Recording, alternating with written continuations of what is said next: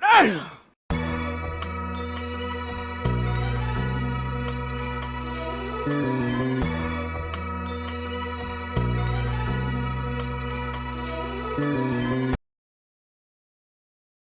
50 push-ups, bro. That's how we got to get these muscles going, bro. That's how we got to move. That's how we got to get it crack-a-lacking. Episode 101. And this is just going to be a breeze.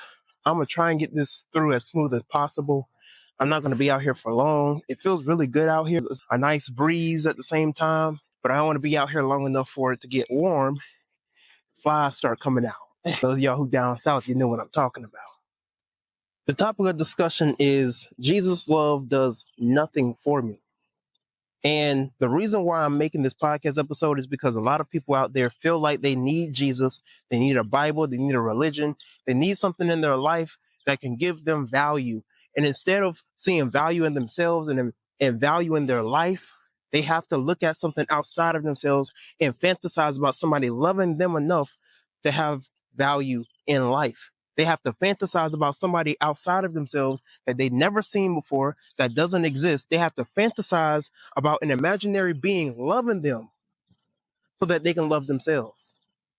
They can't love themselves for who they are. They can't love themselves for what they've done in the past. They can't love themselves enough to rewrite their wrongs and redeem themselves and forgive themselves. They have to find somebody outside of themselves to forgive them enough for them to feel content with themselves. And that is despicable.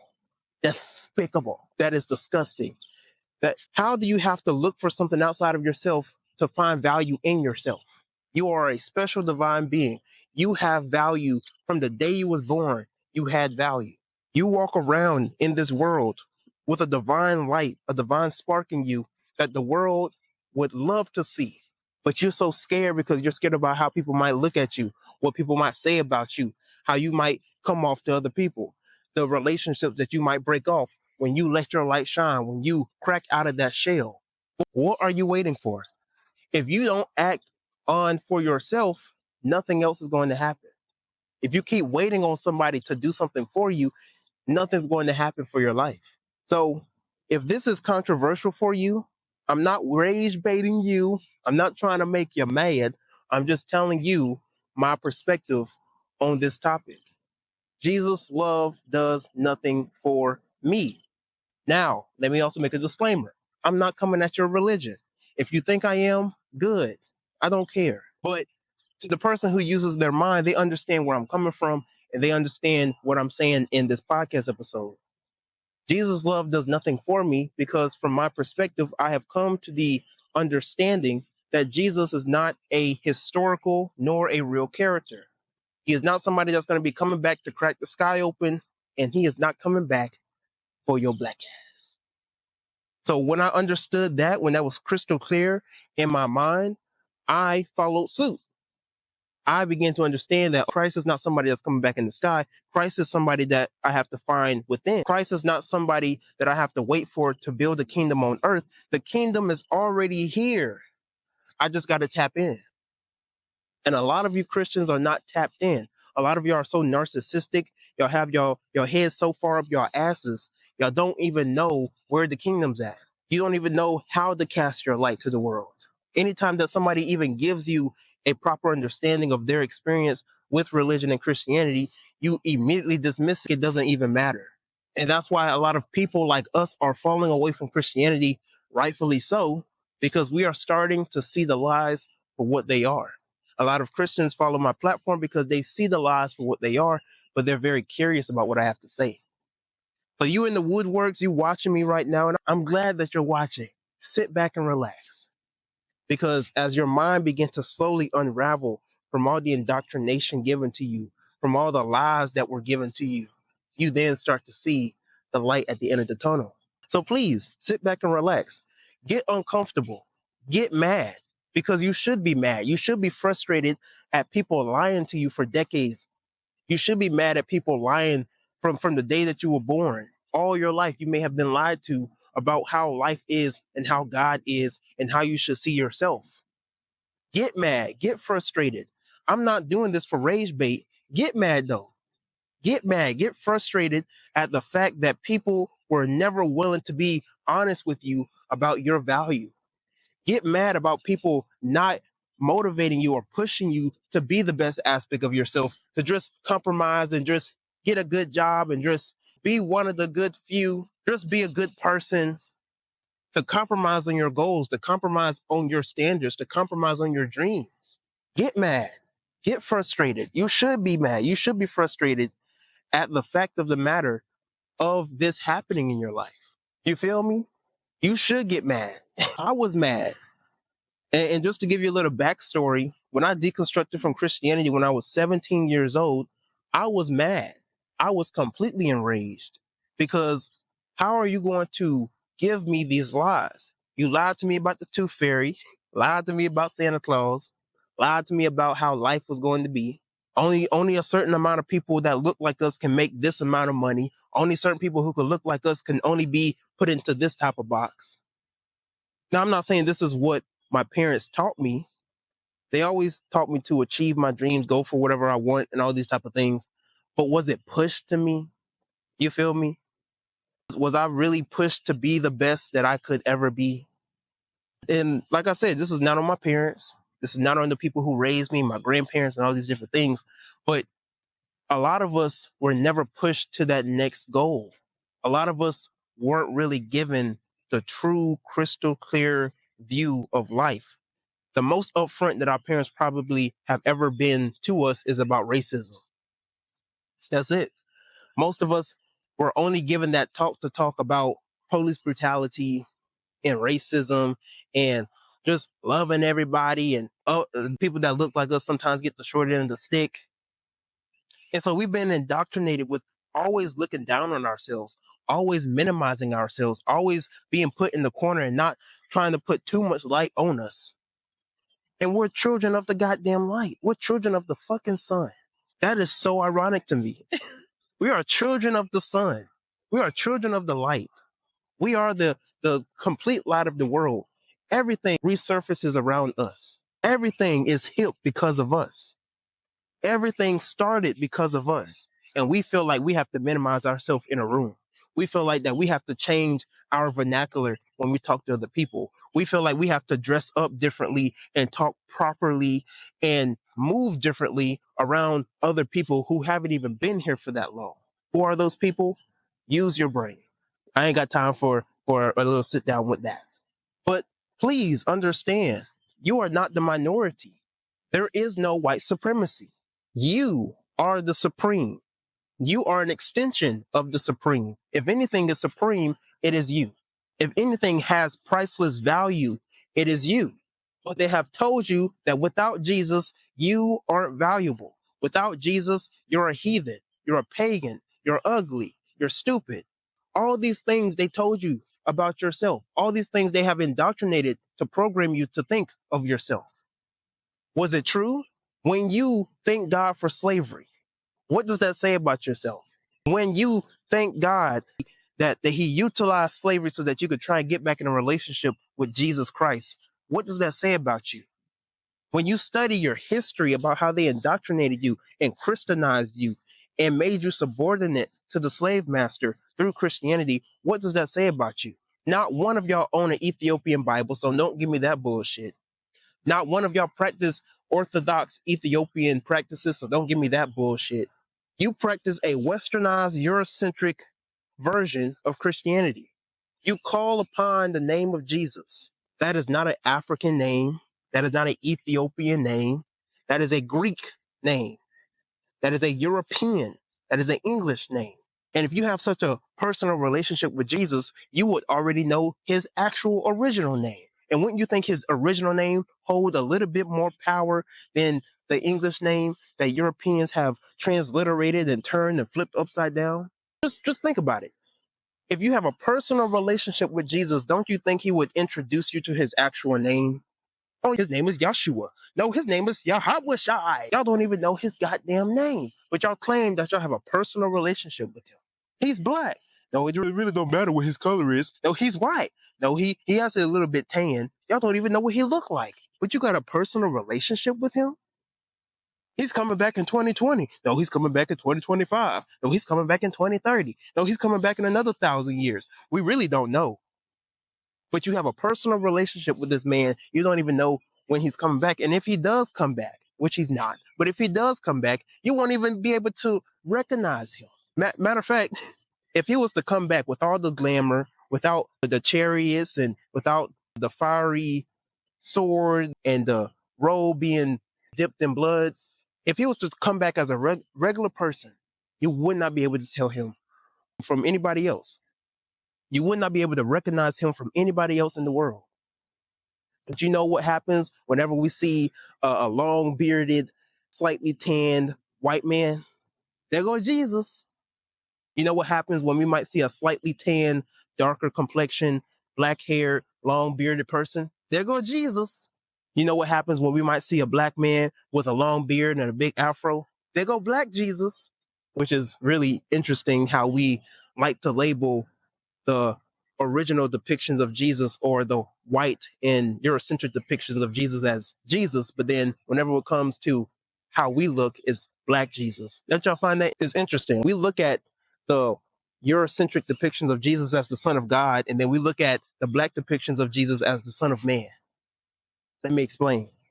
We look at white Jesus as the complete savior, as somebody divine. When we look at black Jesus, we relate our trauma and who we are as an individual to Jesus. We might relate to Jesus, the black Jesus, but then we feel like we connect with the white Jesus a little bit more because when we even hear the name Jesus, that's the first person that we see. So it's not even that we divinize black Jesus, we more so demonize it. We try to validify our trauma and the damage and the things that have been done to us with black Jesus. Oh, you saw what happened to G? They called him up in court and he was a innocent man, and that's what they do to black people. It's disgusting. You tried to divinize your own atrocities. You didn't deserve to be put in slavery. You didn't deserve to be guilty and you was an innocent person, but you have to use stories and entities and things outside of yourself to try and make sense of something that you didn't deserve. That doesn't make sense to me. That's like being in an abusive relationship and you just got to find some type of way to make your partner look better. Oh, he just had one of them days, or it was kind of my fault. I shouldn't have talked to him that way, or he's really a good provider of the family. He put hands on you. He squabbles up with you every single night. And on a good day, he probably giving you good digging stick, good backstabbing on a good day, which probably comes maybe 4 times out of the month. And you think because he got good digging stick, because he got the iron rod, that he deserves a little more, I don't know, the benefit of a doubt. He deserves a little more, or you're going to cut him some slack. That's disgusting. So when it comes to Jesus, you've been given these depictions of Jesus for centuries. It is only now that you now try to acknowledge a black Jesus. It only makes sense for somebody to be a black Jesus, not even more so of the geographic location, but just because of what he went through. That doesn't make any type of sense. He's more so of a black man because he was found guilty. He did this and people talked about him about that. Not even on the basis of y'all misunderstanding of the description of Jesus in the book of Revelations. It didn't say he had hair like wool. It said his hair was as white as lamb's wool. His feet, it wasn't portraying him as having black feet or brown feet. It was feet like literal brass. These were elements and depictions that were basically solidifying his divinity, not talking about race, not talking about who he was or how he looked. Matter of fact, this man had many different transfigurations. He had many different versions and depictions of himself, to such a point that when he came back, at one point, his disciples didn't even recognize him. This man having a whole sit down and talking, eating with them, they can't even tell who this man is. They don't even know who this man is. It took to the very last second, and then he did a magic trick and disappeared. Took to the very last second for them to recognize who he was. But if you want to believe in these mythologies as being real, that is you. If you want to believe that somebody's coming back to save your black ass or your white ass or your ass in general, that is you. But I'm here to let you know Jesus' love does nothing for me. Let's get back on topic. Jesus love does nothing for me. As I said before, fantasizing about somebody loving me does nothing for me. I have to love myself.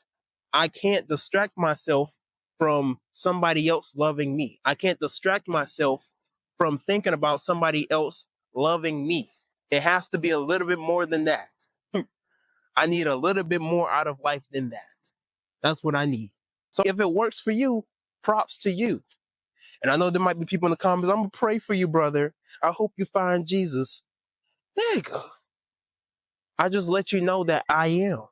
That before Abraham was, before Adam and Eve was, I am. Before your Jesus, before your Bible was, I am.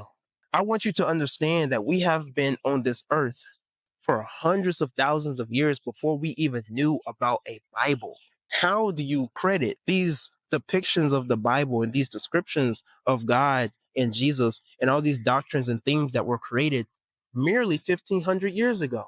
And Black people, for those of us who are West African descent, for most of us, we were merely introduced to this man merely 400 years ago. How do you justify giving up your traditions, giving up your intimate and natural communication and connection with the universe, with nature itself, with divine essence, divine consciousness, with Jesus?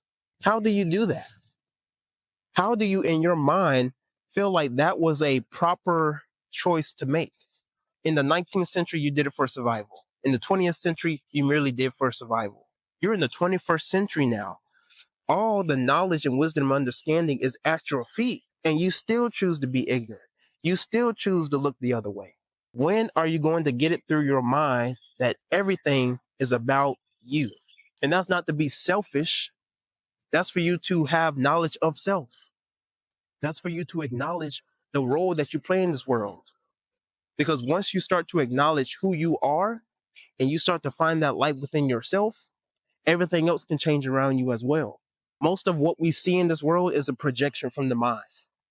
So when you think of yourself as marginalized and the minority, and you ain't this and I'm broke that and nobody gonna love me and I can't find nobody, you have thought of yourself as that. You have identified yourself as that. So therefore, everything around you will almost be like as if it's validating how you see yourself. So when things keep disrupting in your life, when things keep getting you off course in your life, it keeps trying to validate how you already see yourself. You have to reprogram your subconscious mind.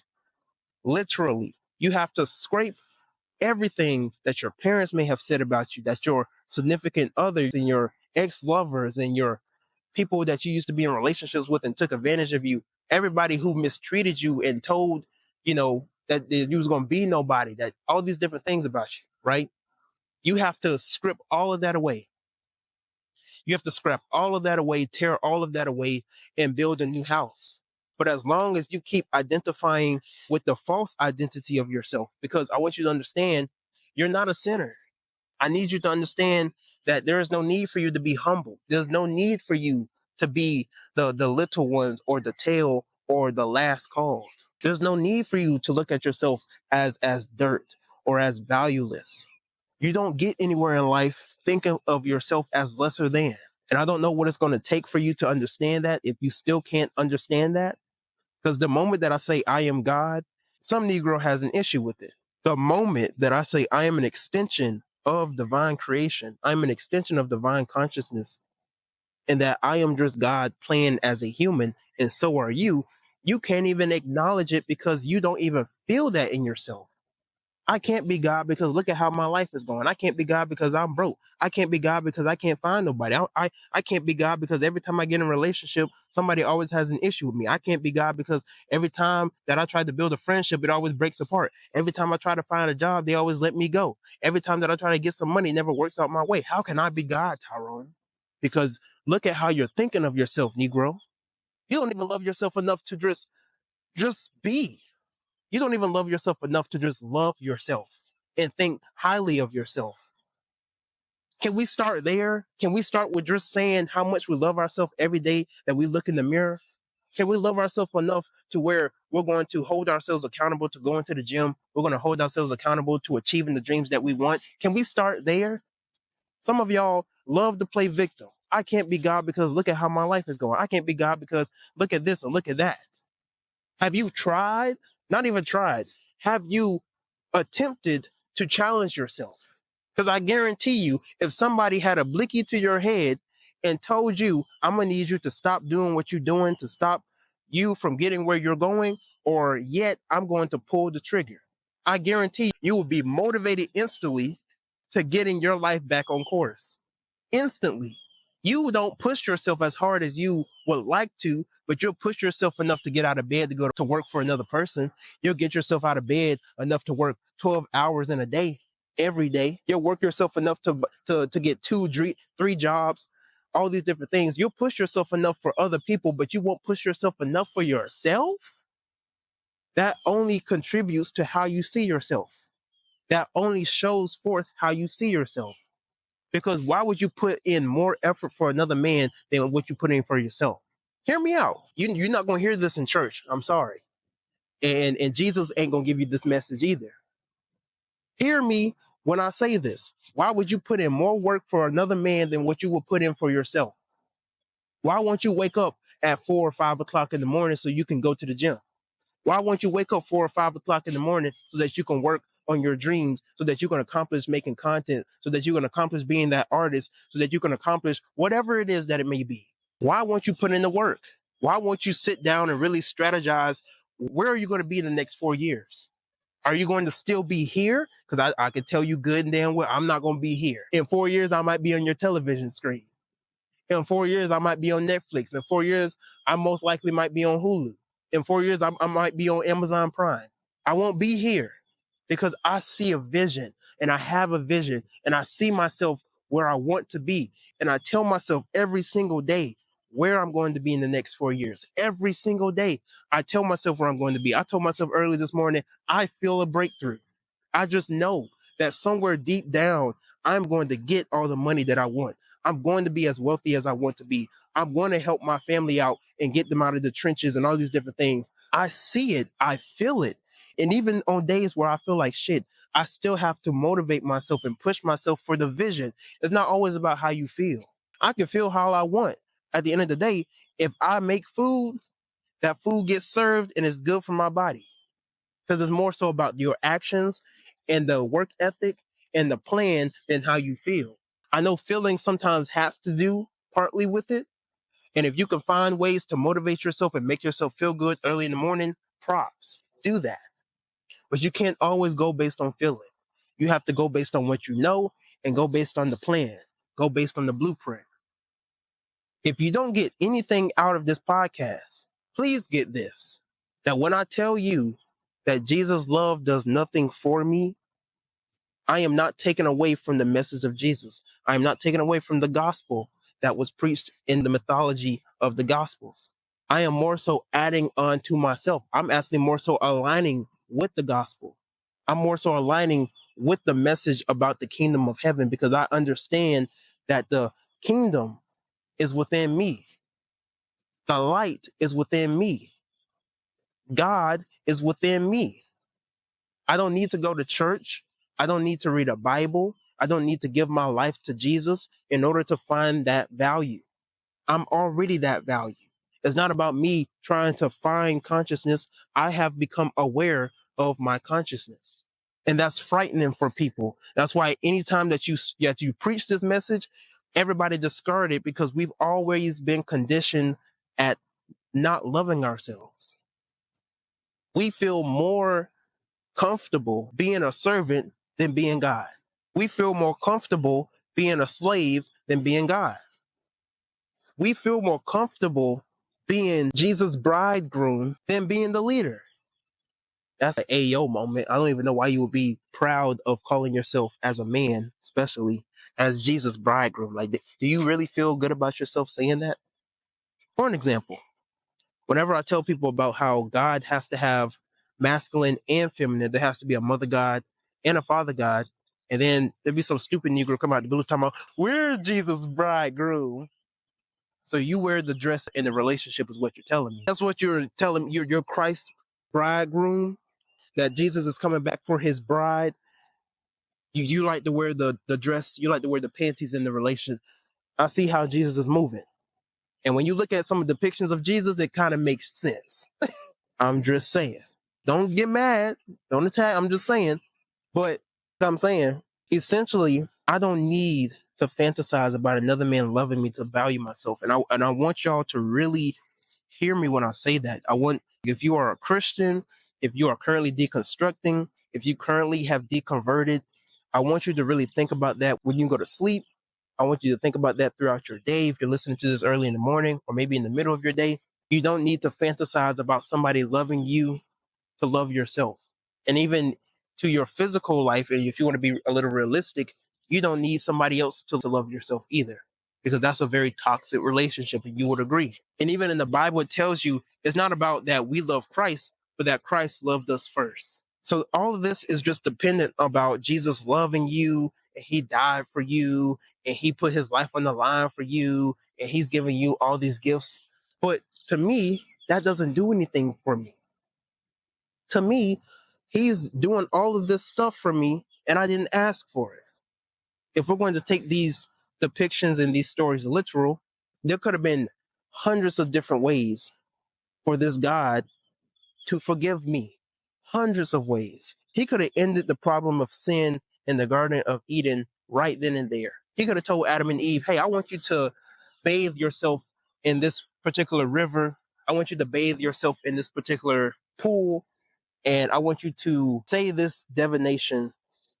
And then when you come out, you shall be as new. Better yet, he could have warned them about the serpent. He didn't do that. But you have to literally you have to try to make sense of something that doesn't make sense. All the excuses that you could find for this God, that's what you're going to do. Just like a person who is in an abusive relationship. Some of y'all love to be mistreated. And even in the Bible, it kind of divinizes long suffering. That's disgusting.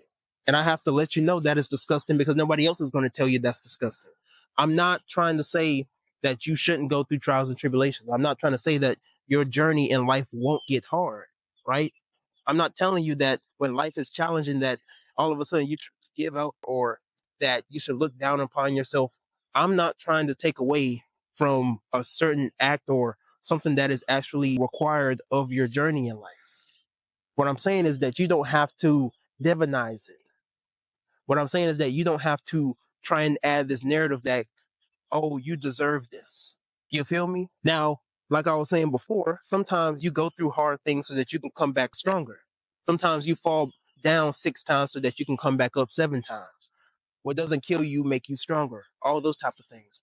But what I'm telling you is that it's not a God in the sky trying to test you on whether or not you're going to be loyal to him, on trying to make you a stronger soldier. It's this saying that they used to say in church of God give his biggest fights or his biggest battles to his strongest soldiers.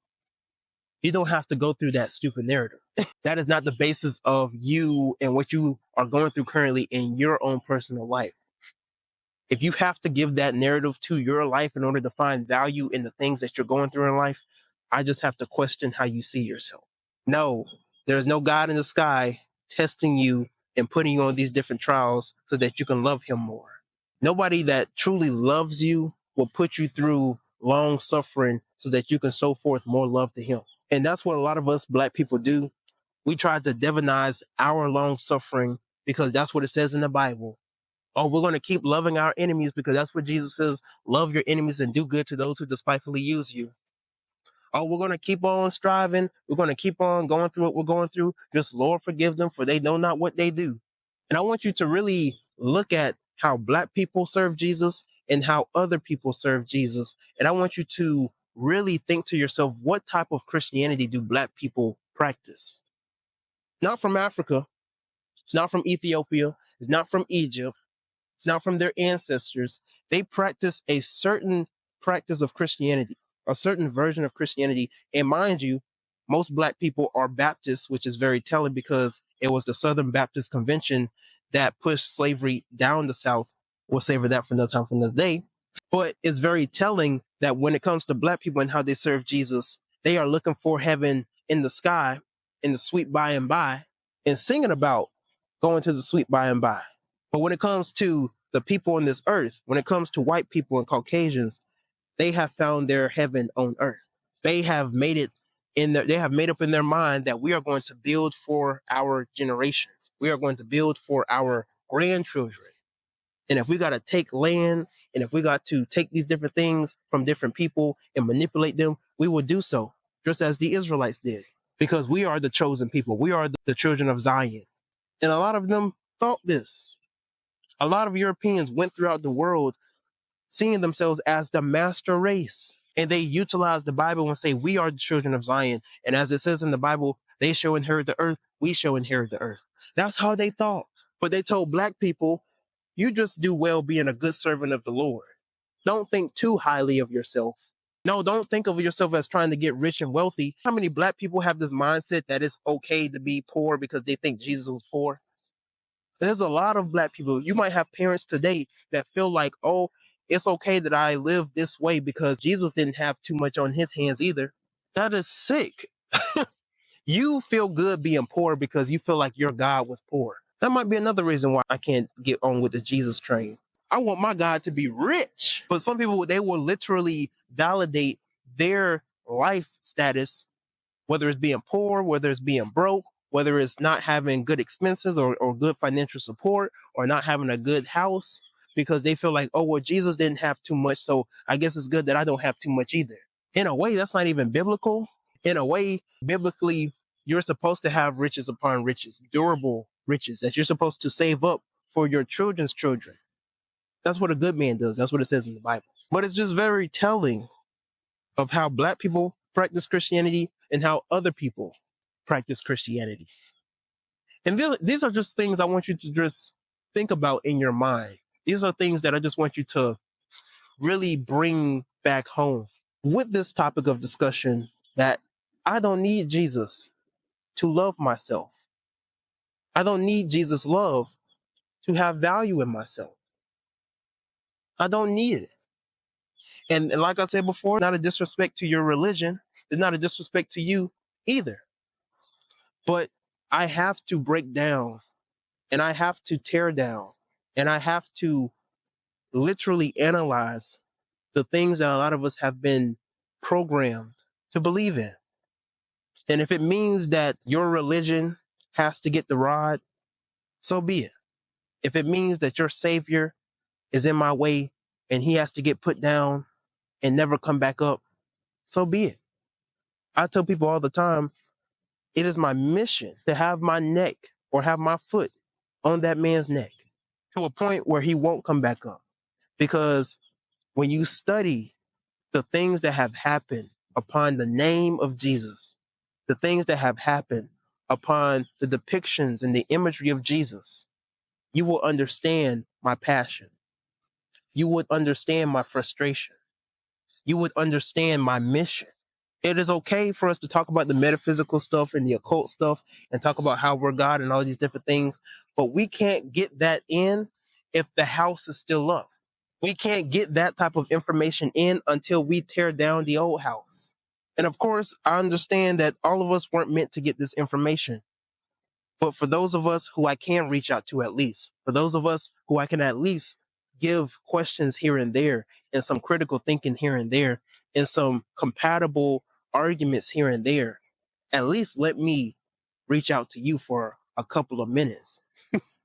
At least hear me out. For those who have an ear to hear me well and hear me good. I've had Christians tell me, just try him for yourself, Tyrone. Just try him for yourself. I've tried Jesus for myself. He ain't shit. I've tried Jesus for myself, and I've understood that Jesus was never a literal person because Jesus resides within. I don't have to serve Christ. I have to become the Christ. That is the true Christ that has to come back. And you're waiting on somebody to come back to save you. You are serving the Antichrist. You are serving the false Messiah. The one where they say, look, there's the Messiah. Look there. It's telling you right in your face. Even in the Gnostic Gospels, Jesus tells Mary, do not look for the Son of Man. The Son of Man is within you. He tells Mary Magdalene, his baddie. He tells her himself, don't go looking for the kingdom. If you say the kingdom is in the sky, the birds will get to it first. If you say the kingdom is in the ocean, the fish will get to it first. Jesus even tells the people, when you practice love, you shall be children of the Father. And you feel like we have to accept Jesus in order to be children. We already are the children. We already are extensions of this divine energy. But keep on waiting. Please entertain me. They might have an issue with me talking about my African ancestry, which I don't even understand how that works. I don't even understand, how do you have an issue with me going back to my ancestry? When I tell you that my ancestors already had highly advanced spiritual sacred systems, highly advanced science systems, highly advanced systems of science and alchemy, to where they could utilize the elements of this earth. And some people will call it witchcraft and magic, but all they were doing was wielding and bending the elements of the world to utilize it to their advantage. And you want to make it something magical when it's actually very earthly. It's something that we can all do within ourselves. Europeans were so out of touch with nature itself that when we would make herbs and medicine for our well-being, they deemed it to be witchcraft and evil and of the devil. Even to this day, y'all will think somebody using crystals and incense and sages as evil. You think people worship these things and idolize these things, and we just utilize these things as tools. But you know what's interesting? A lot of y'all have an issue with people finding their power, because then you know you can't get the one up on them. You understand that, oh wow, I am dealing with a different person here. I might be dealing with the final boss here. I might be dealing with a different type of animal here. Yeah, you are. Run. There's no reason with your black ass to tell me, with these 10 million black fists rising up to the sky, to the sun, that I need to give up my ancestral practices, my Afrocentric outlook of life for Jesus. Because what you're telling me is that I have to give up my identity for the identity of another set of people. I have to give up my connection with God for another set of people's perspective of God. I have to give up my unification with the all divine, with the supreme consciousness, with the infinite reality of this world for your religion, for their religion. And I can't go for that. I can no longer suppress my identity and who I am as a black man for their Jesus. So keep your Jesus. I don't need it. The moment that you tell me that my practices are demonic, the moment that you tell me that acknowledging my ancestors are demonic, what you're telling me is that my blackness is demonic. What you're telling me is that my very being and my very nature is demonic. The moment that you tell me to my face that I need to give up my ancestry, I need to give up my spirituality, you are telling me to scrape away my name. You're telling me to put aside my nature and my being. I can't do that anymore because of my life to Christ. I love myself too much to give my life to Jesus. I have too much of a love relationship to the divine, with the God within myself, to give my praise and my life force to a false God, to a false Messiah. I can't do that. Keep your Jesus. I don't need your Jesus. I'm better than that. It's interesting because sometimes Christians will come across my platform and they feel like I don't know a lot about the Bible. And I know a lot about the Bible. I was a Bible thumping, fervent, faithful Christian. And it is through me analyzing and critiquing and deconstructing that I have become the person that I am today. I took a chance on myself to really study the different aspects of the world to become the OmnistRone. And that is something that you have to do. I don't judge people for their path and their life and their journey. You will never hear me say you need to get rid of your perspective of God. You would never hear me say you need to stop being a Christian. I will say that you need to question your religion. I will say that because of your religion, this is why your life is going the way it is. But I will never tell you up front, get rid of religion and start doing this. I will say that you need to become God. I will say that you need to start valuing and loving yourself, because that's what it means to be God, is to just acknowledge the divine force within you. Not that you think of yourself as so high and mightier than the next person, but that you see the light in yourself and you love yourself enough to express that light to other people, so then they can see the light within themselves. That's all that is. But you haven't thought that far. You haven't thought of yourself as valuable enough to become the light of the world to somebody else, to become the light of the world for yourself. And that's sad. I would encourage you to start loving yourself. Every day when I wake up and I go to the gym and when I start my day off, I wear this. Every day. Every day I wake up and I wear this. Love yourself first. This is, and you could tell how long I've been wearing this. You can barely see that, but on the back it's supposed to say, always keep fighting. I wear that every day. When I wake up early in the morning for the gym, when I start my day, that is what I wear. I wear this. Why? To remind myself of my mission, to remind myself of the goal, to remind myself of what I am here for. If I don't have this, nothing else happens. If I don't love myself first, if I don't always keep fighting for what I want to achieve in life, other people will get to my goal first. Other people will get to my dreams first. Other people will get to the success that I want, to the accomplishments that I want, to the life that I want. They will get to it first before I will, because I didn't put in the persistence. I didn't love myself enough to put in the consistency. I didn't love myself enough to take the calculated risk. I didn't love myself enough to do what was necessary. And you have to do what is necessary. And it starts by loving yourself first. If you do not love yourself first, nothing else can happen for you. It's not going to take the love of a fictional God to get you on course. It's not going to take somebody for them to introduce you to Jesus for you to get back on course. Some people have used Jesus as a tool for their journey, and that's fine.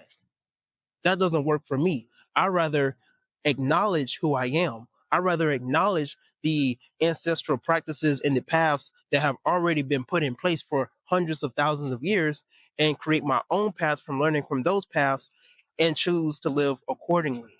My message is very fucking simple. Love yourself. That's it.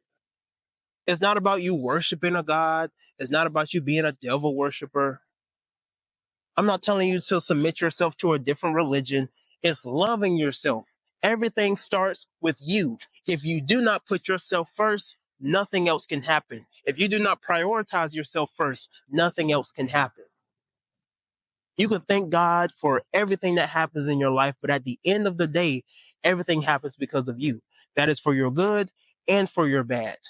There's no devil in the sky tempting you to do evil. There's no devil whispering in your ear tempting you to do evil, which I also find very interesting, that the devil can tempt and seduce everybody at the same time, just as God can whisper in everybody's ear at the same time. And you would think the devil isn't omnipresent, but he seems to be omnipresent. We'll savor that for another time, for another day. But I'm just here to let you know that everything starts with loving yourself.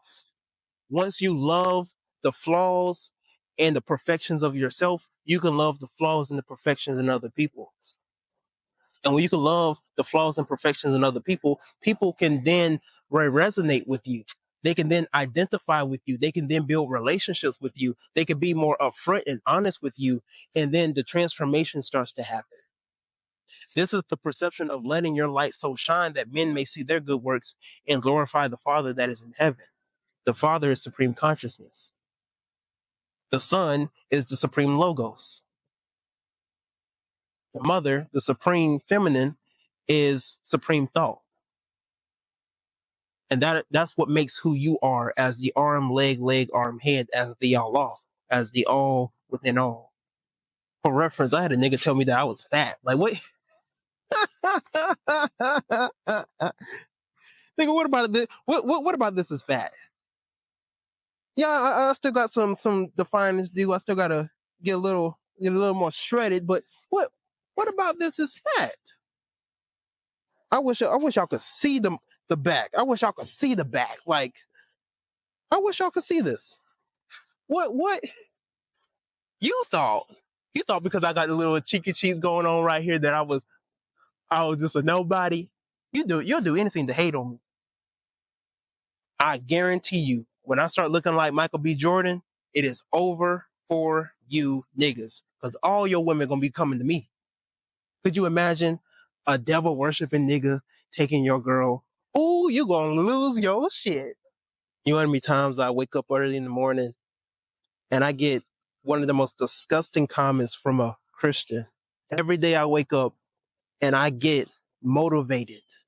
I get inspired. I get confirmation on my mission whenever this low down narcissistic Christian, this follower of Christ, this disciple of Christ telling me that I ain't shit. You don't deserve to be on earth. All these different messages I get from followers of Christ.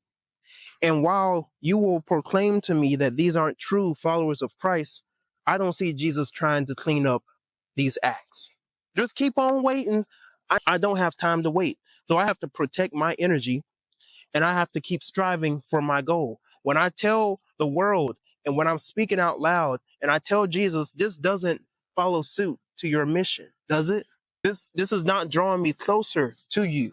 For whatever reason, your Jesus can't get that memo. He can't seem to help himself. So every day I get a Christian in my comments. I get a Christian in my DMs telling me how valueless I am, how much of a dirty, low down sinner I am, how I am not deserving of life. That even some have told me I am better off not having life at all. Do what you will with that. Every day I get motivated and inspired from the hate. I thrive off negativity. You don't know who the fuck you're dealing with. You're talking to somebody that got a damn inverted pentagram around his neck. You're talking to somebody that does not mind being present with dark forces and principalities in high places. That's who you're dealing with. And while you're struggling with the flesh, I am one with mine. While you are continuously trying to fight the dragon, I ride with mine. While you continuously try to find a way to slay the beast, I become the beast tamer. You proclaim to be lovers of Christ. You proclaim to be representatives of Christ, and yet y'all ain't doing y'all fucking job. All I'm asking is for you to clean house. How hard is it for Jesus to clean house? There would be times where the disciples will confront other Christians about whatever the hypocrisy was, and they would drop dead. Why can't that happen today? Why can't there be something happening in the world where Jesus is, for those who are not my people, who don't follow me? This is the moment where once you confront them, they drop dead. Why can't there be an epidemic? Why can't there be a purge of those who are not truly followers of Christ, so that we'll know the wheat from the tares? We'll know the sheep from the goat. Why can't, all I'm asking is for Jesus to clean house. You proclaim, don't blame God. If you don't believe in God, you shouldn't blame him. No, I understand the hypocrisy of mankind. I understand that y'all have to use God in order for you to validate y'all fucking nature. Understand y'all have to use God and use Jesus in order to condone and validate how much y'all ain't shit. I understand. Y'all full of shit. I understand. But if we're going to play this game that Jesus is real, if we're going to play this fantasy game that Jesus is coming back, he needs to clean house. He needs to do better. How are you a leader? How do you control the church? How are you coming back for your church and you can't even put your church in order? Your whole body is out of function. There's even a depiction in the book of Revelations of anytime there's a lukewarm Christian that Jesus basically spews you out. There's so many lukewarm, he probably choking on his own fucking spit. So many goddamn lukewarm Christians, he choking on his own spit. He can't even come back because y'all ain't representing him well. You ever thought about that? Maybe the second coming of Christ is not through a physical man coming back, but it's through you. You're supposed to bring Jesus to the world. What? Some of y'all haven't even thought that far. But back on subject, if Jesus is real, if he is the head of the church, I will hold him responsible for how his representatives show him. I will hold him responsible. Because if Jesus can stop Saul in his tracks and ask him, why dost thou persecuteth me? If he can stop Saul in his tracks and say, why dost thou persecuteth me? What is stopping him now? If people who proclaim to be Christians, if people who have misrepresented him, when whenever the disciples will confront them and they would drop dead like that, if that can happen, if fire from the heavens during the day of Pentecost can happen, what is stopping him now? All I'm asking is for him to clean house. Y'all can't clean house. There's so many different denominations. Y'all have so many different depictions. Y'all have so many different versions and descriptions and interpretations of this deity. And y'all all right because y'all all full of shit.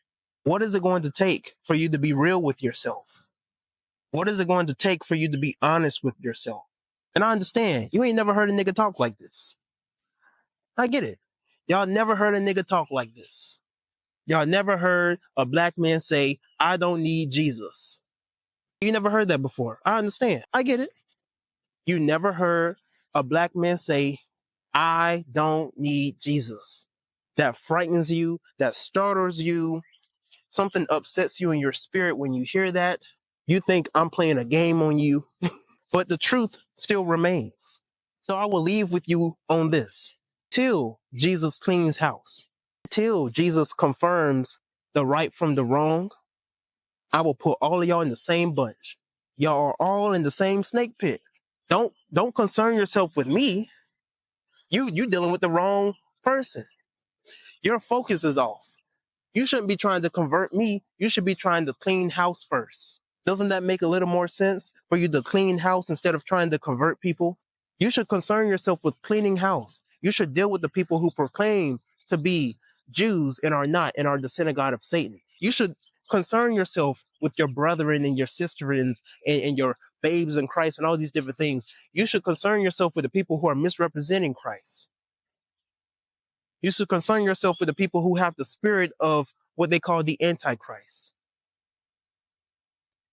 Don't concern yourself with me. I'm doing what I have been put on this earth to do, to cause chaos. I have not come to bring peace. I come to bring fire. Oddly enough, Jesus came to do the same thing too. But thank you for rocking with me. This has been podcast episode 101. We're going to end on out the same way we started with 50 push-ups. And I'll see you in the next one.